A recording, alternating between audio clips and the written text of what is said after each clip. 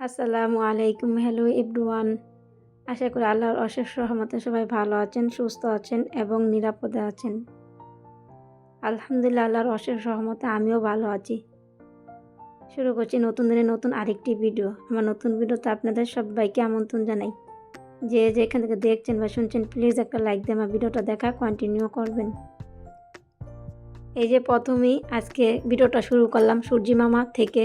সূর্যি মামাকে অনেক সুন্দর লাগছে ওই সময় ভিডিওটা অন করা। কাজকর্মে কিন্তু অনেক আগেই লেগে পড়েছি। আমাদের গৃহিণীদের সকাল হয় কিচেন থেকে, রান্নাঘর থেকে, কিন্তু ওই সময় আমি আর ভিডিও করিনি। ছাদে আসছিলাম, ওই সময় আমি ভিডিওটা অন করেছিলাম। সূর্যি মামাকে দেখিয়ে রাস্তাটাও দেখিয়ে দিলাম। মানে সকালই আছে, এখনও মানুষ বেশি একটা বের হয় নাই। প্রায় 8টা বাজতেছে, 8টা সাড়ে 8টা বেজে গিয়েছে। তারপরে কিন্তু আমি বলছিলাম সকালবেলায় কিন্তু আমাদের গৃহিণীদের রান্নাঘর থেকে শুরু হয়। এই যে আমি প্রথমে কিন্তু ভাত বসিয়ে গিয়েছিলাম বাহিরে। তারপরে বাহির থেকে আসার পর মানে ওই সূর্যকে ভিডিও করার পর কিন্তু আমি এই রান্নাঘর এসে তারপরে ভিডিও করা শুরু করলাম। এই যে প্রথমে আমি ভাত বসিয়ে দিলাম। আর আমার ইলিশ মাছের লেজগুলো অনেক দিন ধরেই ফ্রিজে পড়ে আছে, কিন্তু নামাবো বলে ভাবতে ভাবতে নামাই না। মানে এই লেজের কাঁটাগুলো বাঁচতে না অনেকটাই কষ্টকর হয়ে যায়, এই জন্য নামানো হচ্ছে না। কিন্তু আজকে ভাবলাম না, রোজা তো সামনে আসতেছে, এগুলা দিয়ে তো আর ভর্তা খাওয়া সম্ভব না রোজার মধ্যে, এখনই ভর্তা বানিয়ে নিই। তারপর আজকে নামিয়ে নিলাম। আজকে পুরো লেজগুলো বেছে তারপরে আমি কাঁটাগুলো ছাড়িয়ে তারপর আজকে ভর্তা বানিয়ে নিব। এই যে প্রথমে আমি হলুদ মরিচ লবণ দিয়ে কিন্তু মাছটি ভেজে নিয়েছি। তারপরে এখন আমি পেঁয়াজটাও এই পাইপে নিয়ে ভেজে নিব। তারপরে পেঁয়াজের সাথে সাথে আমি আবার মরিচগুলোও এই জায়গায় ভেজে নিব। এই যে আমার ভাজা কমপ্লিট হয়ে গেল। তারপর আমি এই পাশে আবার তো মাছ রান্না করব। তারপরে এই পাশে আমি আবার মাছগুলো ফ্রাই করে নিব। মাছ রান্না বেশি একটা শেয়ার করব না, কেননা আমি ওই মাছের লেজগুলো বাছতে চলে যাব তরকারিটা বসিয়ে।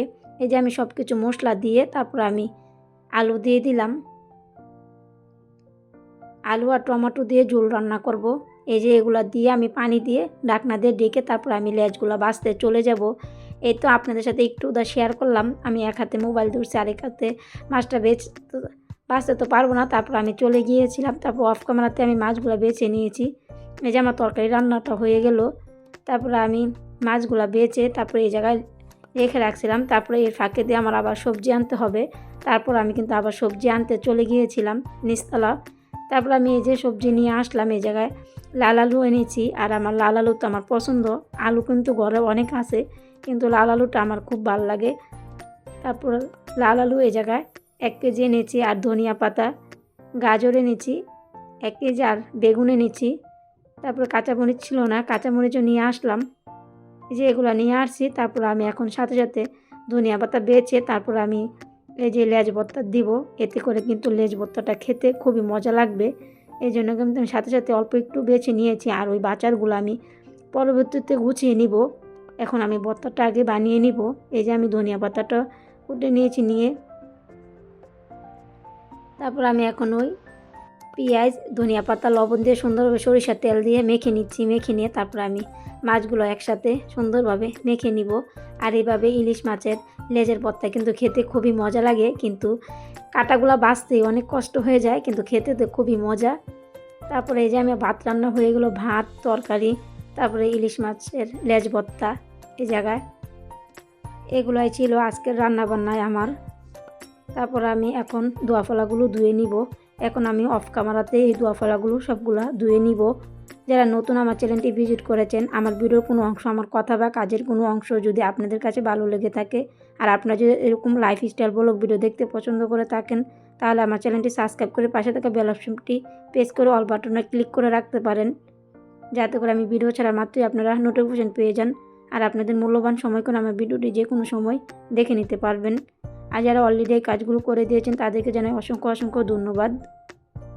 আর কালকে তো পরোটা বানিয়েছিলাম, তারপর ওই পরোটা থেকে 3টা পরোটা ছিল। তারপর ওই 3টা পরোটা আজকে আমার হাজব্যান্ড আর আমার ছেলে ঘুম থেকে উঠলো, তাদেরকে এখন বেজে দিচ্ছি। আর দেখলেন তো আমার মেয়েও আমাকে হেল্প করছে। মানে ছেলে মেয়ে এরকমই একটা কাজ করতে নিলে তারপরে বলে, দেও আম্মু আমি তোমাদেরকে হেল্প করি। মানে আমার ছেলেও এরকম করে, আমার মেয়েও কিন্তু এরকম করে।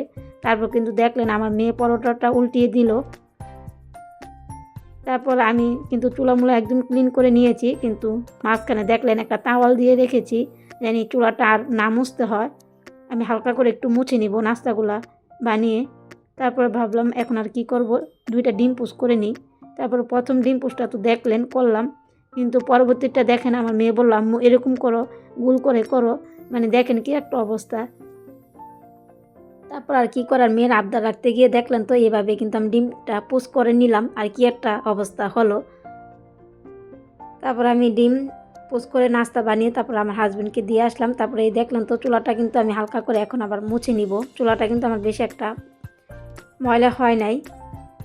তারপর আমি আজকে উপরের সানসেটটা, আমার উপরের কিচেনের সানসেটটা আজকে আমি সুন্দরভাবে ক্লিন করে নিব। এই যে প্রথমে দেখলেন মালসাবানাগুলো, তারপরে কিন্তু আমি সব কিছু নামিয়ে নিয়েছি। তারপর নামানোর পর তারপর আবার দেখি ভ্যান গাড়ি আসছে ফুল গাছ। তারপর আমি আবার ভ্যান গাড়ি থেকে ফুল গাছ আনতে গিয়েছিলাম।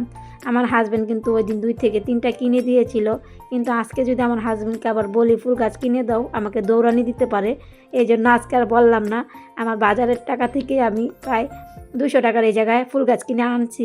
এই জায়গায় একটা গোলাপ গাছ ছিল 100 টাকা নিয়েছে, আর ওই 2টা 50 টাকা করে নিয়েছে। প্রাইস সহকার বলে দিলাম আজকে লাগাতে পারি, বিকালবেলা টপ ছিল না, দেখা যাক সময়ে পারি কি না। তারপর আমি আসার পর কিন্তু আমার সানসেটটা উপরের পুরোটা আমি অফ ক্যামেরাতেই সানসেটটা পুরোটা আমি ধুয়ে নিয়েছি সুন্দরভাবে। তারপরে সানসেটের উপরে যত হাঁড়ি পাতিল ছিল, যেগুলাতে রান্না করি আবার যেগুলাতে রান্না মাঝে মধ্যে করি না, সবগুলো হাঁড়ি পাতিল নিয়ে আমি সুন্দরভাবে একটু ছাই দিয়ে তারপরে পাউডার দিয়ে সুন্দরভাবে মেজে নিয়েছি। এতে দেখলাম কতগুলো হাঁড়ি পাতিল সবগুলো মেজে তারপরে আমি রোদে দিয়ে রাখলাম। এই যে আমি সবগুলো এই জায়গায় রোদে শুকিয়ে তারপরে আমি নিয়ে যাব কিচেনে। একটু একটু করে প্রিপারেশন নিচ্ছি, না হলে তো অনেক কাজ জমে যাবে। রোজা তো সামনে, আর বেশ একটা দেরি নাই। আশা পড়লো আমাদের দরজায়, করা নাড়ছে। তারপরে কিন্তু অনেক কাজই বাকি আছে, ইনশাল্লাহ একটু একটু করে নিব। তারপর তো অনেক তো হলো কাজকর্ম, এখন একটু চলেন মনটাকে রিফ্রেশন করে আসি। এই যে আমি এখন টক খাবো, কালকার টক খেতে মন চায় আমার। টক খাওয়া দেখে বলতে পারেন আমার কিন্তু টক বরাবরই পছন্দ। এই যে আমি এই জায়গায় আমি কী খাবো, তেঁতুল তো এনে রাখছিলাম। তারপর আমি কাঁচামরিচ আর তেঁতুল দিয়ে লবণ দিয়ে মেখে এখন আমি টমেটো মাখা খেয়ে নিব। আর এখন আমার হেল্পিং হ্যান্ড আসছে, গরম হচ্ছে, এই জন্যে ভাবলাম আমি কি করব, আমি রোদে বসে এই টমেটো মাখা খাই বসে বসে। এই যে আমি এখন টমেটো মাখা খেলাম। তারপরে তেমন কিছু আমি ভিডিও করিনি, ভালো লাগছিল না। অনেক কাজকর্ম তো আপনাদের সাথে শেয়ার করলাম। এই যে তারপর আমি সুন্দরভাবে একদম আমার সানসেটটা গুছিয়ে তারপর আপনাদের সাথে একদম শেষ সময় গিয়ে শেয়ার করছি। এই যে আমার গুছানোটা কেমন হলো বলতে পারেন। মানে আমি কিন্তু এত পারদর্শী না গুছানোর জন্য, কিন্তু যেতটুকু পারি এতটুকু আমি গুছিয়ে রাখার চেষ্টা করি। তারপর আমি জোহর নামাজটা পড়ে নিব। এই যে আমি জোহর নামাজ পড়ে তারপরে কিন্তু শুয়ে বসেছিলাম। তারপরে আমি আবার আসর নামাজ পড়ে নিলাম। এটা কিন্তু আবার আসর নামাজের ভিডিও একসাথে মিলে গেছে। মানে আমি জোহর নামাজ পড়ে তারপরে আমি কিন্তু শুয়ে থাকি, শোয়ার থেকে উঠে আবার আসর নামাজটা পড়ে নিই। এই যে আসর নামাজ পড়ে তারপর আমি বারান্দায় চলে আসলাম। এই যে সূর্যি মামা দেখা যাচ্ছে বারান্দা থেকে। তারপর আপনাদের সাথে একটু সূর্যি মামাটা শেয়ার করলাম।